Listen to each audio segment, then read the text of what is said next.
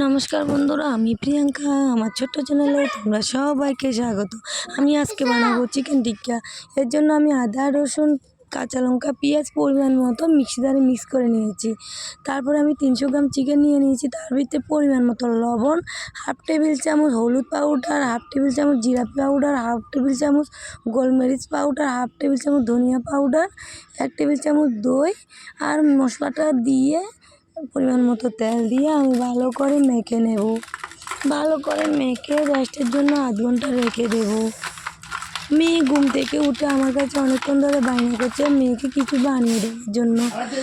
ফ্রিজে 300 গ্রাম মতো চিকেন ছিল, চিকেন দিয়ে মেয়েকে বানিয়ে দিলাম। কিছু পেঁয়াজ কেটে রেখেছিলাম টুকরো টুকরো করে, এই পেঁয়াজগুলো আমি দেখো দিয়ে মেখে নেব। এখন মেখে নিচ্ছি ভালো করে। তারপরে একটা স্টিক নিয়ে নিয়েছি, স্টিকের ভিতরে একটা চিকেন, একটা পেঁয়াজ টুকরো ঢুকিয়ে আমি সুন্দর করে সাজিয়ে নেব। মেয়ের আবদার পূরণ করতে আমাকে কি কি করতে হয় দেখো। মেয়ে তো বায়না করে, তার জন্য বানিয়ে নিলাম মেয়ের জন্য।